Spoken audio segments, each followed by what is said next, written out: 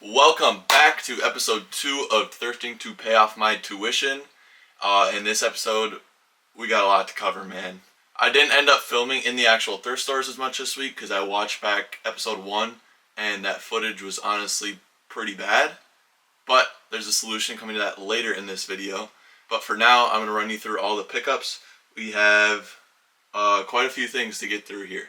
So, stop number 1 was the Goodwill on half off day, and I picked up probably 10 things in this Goodwill and got to the front and then realized that I had the wrong color tags, so items I thought were half off actually weren't, so I had to go and put a bunch of things back. But anyways, besides the point, the first piece I ended up grabbing was this vintage Pokemon tee, probably mid 2000s, all the Hoenn Pokemon on there. We've got Rayquaza, Kyogre, Groudon, pretty cool little tee. Honestly, I wish this one fit me. I would keep it, but it is a youth size medium. The next one I picked up is this little Simpsons all over print.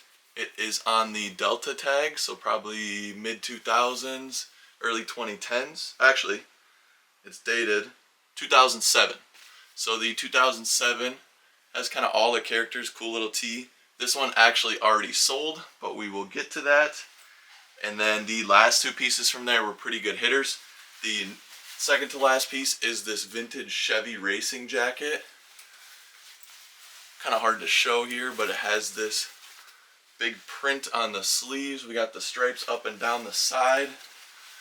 Super cool piece. This one is actually vintage, made in USA. Kind of hard to see. Made in USA. It is a size XL, so super good size. There's a little bit of wear on the sleeves. It's kind of hard to see on here, but there's some yellowing on the gray parts of the sleeves, but super cool piece. And then the second to last one might be the best thing I've ever found in a thrift store in my entire life. It is this vintage 1990s Star Wars sort of wraparound or all over print. Made in USA. Single stitch. There's one super tiny hole on the front, but other than that, it is in super good condition, and it's a long sleeve. When I looked online, all I could find is short sleeves, but I did not find a single long sleeve, and it is a size large, so somewhat decent size too. At stop number 1, we ended up spending a total of $39.95. I'm going to be honest, I have no clue what the bank total's at. We might end up going into debt in this episode, but we'll figure it out. Stop number 2 was Savers. The reason I stopped at Savers was because I had $10 off if I spent $30. Normally I don't like going to Savers because they price things outrageously high, like insanely high. But this actually ended up being a pretty good stop. The first piece I ended up picking was this vintage Disney. It has Eeyore on the front. Pretty cool guy. It is single stitch on the sleeve. Single stitch on an old Disney World tag. So just a nice little, should be a quick seller, nice little Disney tee. The next piece was this vintage Dodgers jersey. This is a youth jersey, but it is the vintage Majestic Diamond collection. I don't know much about these jerseys, but it is vintage, made in USA. Super high quality on the stitching here. This one is also a youth size, but still should do pretty well for me. And then probably the coolest find I found at this one is this vintage Dumb and Dumber, the movie promo tee. It is made in USA 90s, and it's a ringer tee. So super cool tee, super cool colors. Just a nice little simple graphic there. Pretty cool piece. And the last one I ended up picking up from here was a personal, probably the best pickup from here. It is this Stussy 8-ball hoodie.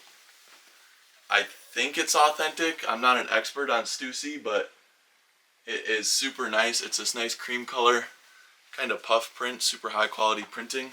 There was like a minor stains on the front, but I ended up getting those out pretty good. I ended up paying like $10 for this, which isn't bad in the grand scheme of things. But this will be a personal. It's big enough for me to wear, which doesn't happen. So super happy about that. My total at this Savers, excluding this 2C hoodie, was $12.59 for those 3 pieces. Alright, the next stop was the Goodwill the following week. So we're covering 2 full weeks here. And this was trash. Honestly, I shouldn't have even went. I only ended up picking one thing, and that thing was these Kobe AD Exodus. I don't know much about these. I think they came out kind of after I was done playing basketball. But Kobe's are super good, super frequent sellers. They're honestly not in the best condition. They're one of the worst Kobe models. But I figured I ended up spending 20 bucks on them, which is quite a lot. But I just threw them up for bid on eBay, and they have a bid, so I will at least make my money back. Hopefully there's a little money to be made in these, but it was worth the risk for me. Those were $19.99, so take that off of the total. And then the final stop, I went back to Savers again, expecting to be disappointed, and I was somewhat, but I ended up finding a few things. The reason I went this time was because I had 20% off of $40, which was a lot to get to, but I ended up getting there. And pickups from there include, the best piece probably was this Houston Texans. It is the limited Salute to Service hoodies, which these for some reason go for quite a bit of money online, probably because they only make like a new one every year, so you can't really find them. This thing is in super good condition. It's got the nice patches on the side for the Salute to Service. So nice piece there. And then I picked up this Aaron Rodgers jersey. Yes, again, Vikings fan, wrong team. But it is the Nike On-Field. So super high quality jersey. And I ended up getting it. Didn't end up paying too much for it. Should be a quick mover, hopefully. We'll see. Kind of depends on maybe where he goes or if he retires, but hopefully some poor Packers fan will buy that stupid thing. Next one was, again, the wrong team, but I needed to get up to $40, so this was just kind of a filler. Just honestly hoping to make my money back. It is this vintage Bears Rex Grossman. It is a Reebok. I think it's their lower quality models. It's honestly just a simple screen printed jersey. This one is a size XL. Ended up again not paying like nearly anything for that, so hopefully that's one that can move fast. Then I ended up actually getting a couple of decent finds. It was this vintage from the year 2000 exactly NASCAR double-sided print. Pretty cool graphic on the front, to be honest. And this one is a 2XL, so a bigger shirt. But in the NASCAR shirts, the bigger ones honestly do pretty well for me. And then I also ended up picking up from here this, I don't know what this is, but this is a super cool tee. It is on the Vintage Jerseys tag. Once again, made in USA. Single stitch on the sleeves. On the front, it has this Grim Reaper sort of guy. And it says Ride the Lightning. But I don't think it's a Metallica tee. On the back, it says Warlords Tour 1991. So, I don't know exactly what this is. If you do, let me know in the comments. I couldn't find anything online for this, so I just threw it up for a bid on eBay, and we'll see if anybody wants it. My total for this second Saver stop was $37.23 after my discounts, so that is what I spent on all That's what I spent on all of those items. Now, into the sales. The first piece I ended up selling was that Tundra Canada sweater that you saw me thrift for literally $1 last episode. That ended up selling on Depop for $62.19. I'll flash all that information up here. I ended up making $61.19 profit on that item. Fantastic. Second item that ended up selling was that Snapback Twins hat that I bought with the Germany patch that I showed last episode. I ended up taking an offer on eBay, selling that one for $9.88, which gave me $6.89 in profit on that. So super quick flip, only putting $3 in, I had 3 times my money. Awesome pickup there. The third item that sold was the 2 disc golf discs that I picked up. Again, I ended up taking an offer on this one. It was only like $2 off of the list price, so I was super happy to move those quick. They ended up selling for $15.61 after fees. Again, all these sales are after fees. $15.61. So my total profit was $6.98 on those. I then also sold from the $1 pickups. I sold that St. Padre shirt, the like the tourist tee that I paid $1 for. I ended up selling that on a Depop almost instantly for $7.51, giving me a profit of $6.51.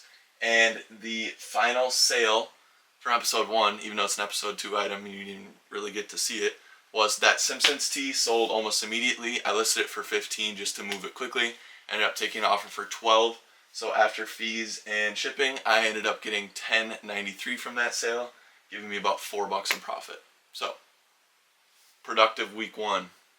Now, as you'll see in this episode, I got a new camera, and so hopefully the footage is better. Let's go.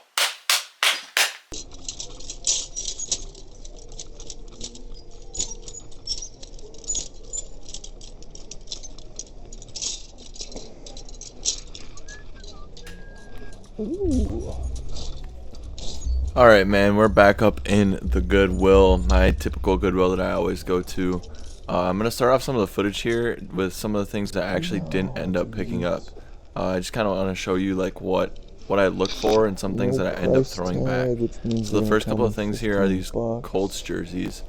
There's actually a Peyton Manning one, and then one of the like a newer Nike T.Y. Hilton, like the super high quality ones. I actually ended up looking these up when I'm pretty unsure about certain things like this. I'll just take a quick look at eBay or Depop, whatever other marketplaces, and I actually looked a couple of these up, and they didn't go for much more than $10, which is what they were marked here at the Goodwill. The next piece after this is actually going to be this vintage Green Bay Packers piece. Actually pretty cool, but again, something that's just when it's priced at $10 at a Goodwill, there's just no money to be made off of it, and it's not something I would keep, obviously, because it's the worst football team on the planet. Jumping a little bit ahead, here's another thing I found was this pair of Yeezys at the thrift. These are definitely the realest pair of Yeezys that I've ever seen in my life. You can especially tell that these are authentic by the way that the laces don't even cross the front of the shoe. How they just they're just on the sides. So, all right. After that, I'm actually gonna jump to something I sort of missed the first time, sort of didn't miss. So as I was looking through like our crew neck section here, I found this. It's a vintage Adidas Michigan Wolverines, like a full zip-up track jacket type of thing. Actually super cool because it has this vintage logo on it, and it's all embroidered, super high quality. When I first found it, I actually ended up tossing it back, but as you'll see later in the footage, I went back for it and picked it back up. And that is something that sold within days of me finding it. Another piece I found here was this. This is probably my favorite piece from the whole trip. This vintage Minnesota Gophers reverse weave. I'll show you this in a little bit more detail later in the video, but super good find here. It was a little pricey. I want to say it was like 12 or 13 bucks, but something that's worth it and it'll actually hold value. And then looking through the hoodies here, I just wanted to show a couple more of the pieces that I ended up leaving behind. So I ended up leaving behind this Minnesota Twins Torrey Hunter hoodie. Again, something that's cool and something that maybe I would wear or maybe I could sell. But just the way Goodwill prices at, I think it's $12.99, you can see there on the tag. That's just not going to be worth that amount of money. It's something that'll probably sit in this Goodwill for months until they ship it somewhere else. That's just, the pricing sometimes is just getting ridiculous at these thrift stores. Then a little later down the line, I ended up finding this Nike Ohio State Buckeyes hoodie. Looked like somewhat of a quality piece, so I took a look, and just something that's not worth anything, and kind of a weird design. The logos are off-centered, but not like far enough off-centered where it looks like a normal shoulder logo. It just kind of looks like they missed when they put the logos on the hoodie. Alright, we are back from the Goodwill. I just wanted to highlight a couple of things that I picked up a little more closely. And actually, I stopped filming before I finished, like after I went through all the clothes. I ended up picking up all 3 of these Blu-rays I have no clue what it is, which is usually a good sign when it comes to DVD and Blu-ray. The weirder stuff is harder to find. But I paid, I think, like $3 each, and I'm going to bundle these together. Should do pretty well for me. The first piece was this little vintage soccer jersey, and I think this is going to be a personal. This is kind of something I was looking at getting. $8.99 is a little spendy for what it was, but I will wear it, so it'll be worth it. Decent little pickup there. And then probably the best piece out of that whole thrift find was this little vintage Minnesota zip up. As you can see though, it is a nice Champion reverse weave. I'm really sad this one's a medium. This definitely would have been a personal if it fit me, but good little find there. I also put an order through on Depop. I ended up making a little purchase, and I got a couple of good pieces. The first one is this vintage Dale Earnhardt, just a little pocket tee. It is on the super nice focus. Fruit of the Loom tag, made in USA, single stitch. Nice little easy piece. I only paid $10 for that one. The next one is this vintage 90s John Elway. It almost looks like a wrap tee. Super sick graphic on this one.